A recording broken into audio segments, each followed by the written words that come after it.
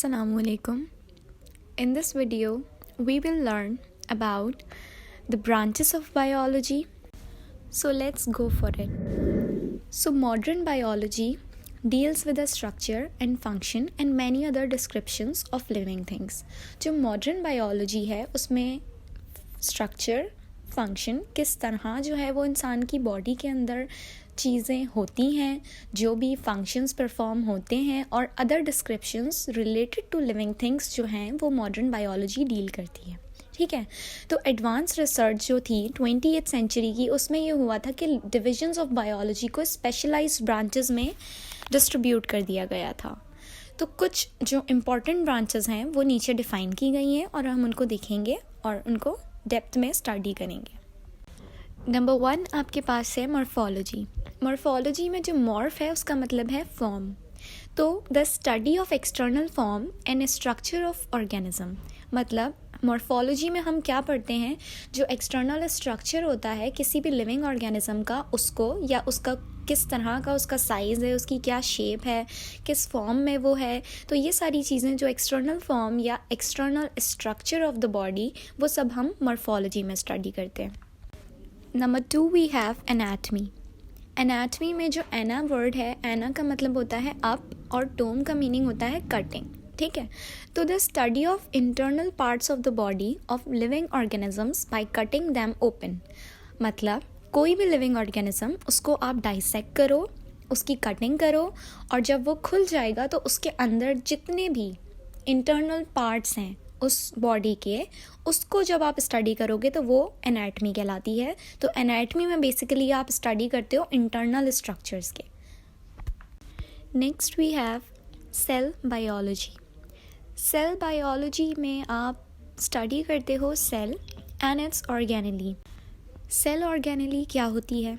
Cell organelle basically कुछ cellular structures होते हैं जो सेल के अंदर मौजूद होते हैं और वो कुछ स्पेसिफिक फंक्शंस परफॉर्म करते हैं. For example nucleus, endoplasmic reticulum, rough and smooth endoplasmic reticulum, mitochondria, vacuole, lysosomes, ये सारे डिफरेंट सेल ऑर्गेनेलीज़ हैं जो सेल के अंदर होते हैं और स्पेसिफिक फंक्शंस को परफॉर्म करते हैं. और ये जितनी भी स्टडी होती है ये सब हम सेल बायोलॉजी में करते हैं. Next we have histology. Histo का मतलब होता है टिश्यूज़. ठीक है, तो first of all you should know कि टिश्यूज़ होते क्या हैं, कैसे बनते हैं. So let me clear this to you कि when cells, different cells combine together, जब डिफरेंट सेल्स एक साथ कंबाइन होते हैं या एक से ज़्यादा सेल्स कंबाइन होते हैं उस वक्त वो टिश्यू बनाते हैं. ठीक है, तो the study of structure of tissues of plants and animals. Histology में हम क्या पढ़ते हैं, हम जो प्लांट्स और एनिमल्स के टिश्यूज़ का स्ट्रक्चर होता है उसकी जितनी भी स्टडी होगी वो सब हिस्टोलॉजी में होगी और वो सब हम हिस्टोलॉजी में पढ़ेंगे. Next you have physiology. Physiology में जो है वो आप लिविंग ऑर्गेनिजम्स के फंक्शंस को स्टडी करते हैं. राइट, कि जितने भी बॉडी में जितने भी लिविंग ऑर्गेनिज्म की बॉडी में स्ट्रक्चर्स हैं, जितने भी ऑर्गन्स हैं, like you have digestive organs. ठीक है, तो उसमें जितने भी फंक्शंस परफॉर्म हो रहे हैं वो आप फिजियोलॉजी में पढ़ेंगे. रेस्पिरेटरी सिस्टम है तो उसमें जो फंक्शन परफॉर्म हो रहा है वो आप फिजियोलॉजी में पढ़ेंगे. तो मीन्स जितने भी आपकी बॉडी में फंक्शंस होंगे वो सब आप फिजियोलॉजी में स्टडी करेंगे. Next you have taxonomy. Taxonomy is basically the study of the rules, principles, grouping and naming the living organism. Means कि definitely एक living organism है तो उसको किसी न किसी ग्रुप में कहीं ना कहीं फिट करना ज़रूरी है. ठीक है, क्योंकि टेक्सोनॉमी में आप बेसिकली अरेंजमेंट्स करते हो कि कौन सा लिविंग ऑर्गेनिज्म किस किंगडम, किस क्लास, किस फैमिली से बिलोंग करता है, उसके बाद उसकी नेमिंग करना is necessary. That is the only reason we study taxonomy, जिसमें टेक्सोनॉमिक हायरार्की सेट की जाती है. वो आप डिटेल में जो है अपने आगे के चैप्टर्स में स्टडी करेंगे, that how we set it. Next we have genetics. Genetics is basically the study of heredity. Heredity means that is transferring of characters from parents to offsprings. कि किस तरह आपका कैरेक्टर, आपके अंदर के कैरेक्टरिस्टिक्स किस तरह जो है वो आपके पेरेंट्स से आपके ऑफस्प्रिंग्स में ट्रांसफ़र होते हैं, that is due to heredity characteristics. ठीक है, तो वो हेरिडिटी कैरेक्टरिस्टिक्स जो ट्रांसफ़र हो रहे हैं और किस तरह आप जो है वो मैच करते हैं, आपका डीएनए आपके पेरेंट्स से मैच करता है, about all these things you study in genetics. Next, you have developmental biology. So, in this, we study the formation and development of embryo. When the two different cells mate together and they form a zygote, so then they changes into an embryo. तो किस तरह वो embryo की development होती है, किस तरह उसकी formation होती है, all these things we study in developmental biology.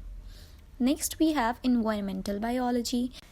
In this branch, we study the relationship between living organisms and non-living factors of environment and their effect on each other. कि किस तरह living organisms non-living factor पे जो है उनका relationship है दोनों का together, and उनका आपस में क्या इफ़ेक्ट है एक दूसरे के ऊपर, ये सारी चीज़ें जो हैं वो आप environmental biology में स्टडी करते हैं. Next, we have paleontology. In this, we study about the remote past organic life with the help of fossils. तो fossils basically जो आपके preserved animals या plants में से पाए जाते हैं, उनके थ्रू आप जो हैं वो past life के बारे में स्टडी करते हैं. तो ये सब आप paleontology में स्टडी करते हैं. Next, we have biotechnology. Biotechnology is basically the study about the techniques for manipulation of gene to bring the changes in structure and location of genes to achieve desirable characters is called biotechnology. Means कि वो techniques, कुछ ऐसी techniques जो जिनसे आप जो हैं वो मैनिपुलेट कर सकें जीन्स को और डिफरेंट स्ट्रक्चर फॉर्म करें अपनी मर्ज़ी से, जैसा भी आपको डिज़ायरेबल कैरेक्टर चाहिए उसके लिए आप जीन्स की लोकेशन चेंज करके उनके स्ट्रक्चर में चेंज लेकर आएँ, मैनिपुलेट कर दें उनकी जीन्स को. So this is all you study in biotechnology. Next, you have sociobiology. In sociobiology, you study about the social behavior of living organisms and that is their interaction between themselves. कि आप उनके social behavior को study करते हैं कि किस तरह वो एक दूसरे से interact करते हैं, एक दूसरे से associate करते हैं, एक दूसरे के साथ behave करते हैं.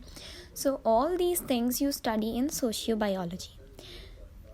Next, we have parasitology. In this, you study about parasites. Parasites basically क्या होते हैं? Parasites वो living organisms हैं, वो organisms जो host cell के अंदर रहते हैं या host की body में रहते हैं, ठीक है, और host को harm पहुंचाते हैं और ख़ुद अपना उससे फ़ायदा लेते हैं.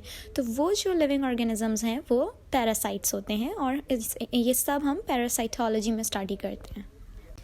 Next, you have pharmacology. Pharmacon का मतलब है drugs.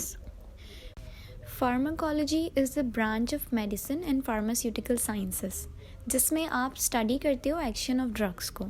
ठीक है, कि किस तरह आपकी बॉडी में वो ड्रग जाएगी, किस तरह वो आपकी बॉडी में एक्ट करेगी, ये सारी चीज़ें आप फार्माकोलॉजी में स्टडी करते हैं and it is a very very vast field. In last you have molecular biology. Molecular biology में you study about organic molecules which constitute cell and its organelles. So वो जो organic molecules होते हैं वो part होते हैं उस cell का या उसके किसी न किसी organelles का. तो जितने भी organic molecules की उन study करोगे जो constitute करते हैं cell या cell organelles को, वो आप molecular biology में करेंगे. ऑल्सो आप मॉलिक्यूलर बायोलॉजी में जो मैक्रो मॉलिक्यूल्स हैं like protein, nucleic acid which are essential to life, उनके स्ट्रक्चर्स एंड फंक्शंस को भी स्टडी करते हैं. ऑल्सो जितनी मॉलिक्यूलर बेसिस होती हैं कि बायोलॉजिकल एक्टिविटीज़ जो परफॉर्म हो रही होती हैं सेल के अंदर मॉलिक्यूल्स में, वो भी आप मॉलिक्यूलर बायोलॉजी में स्टडी करते हैं. और जो 4 बेसिक आपके पास जो मेजर क्लासेस हैं बायोलॉजिकल मैक्रो मॉलिक्यूल्स की, उनमें number 1 is carbohydrate, number 2 lipids, number 3 protein and number 4 is nucleic acid. So that's all. and thanks for being all ears to me.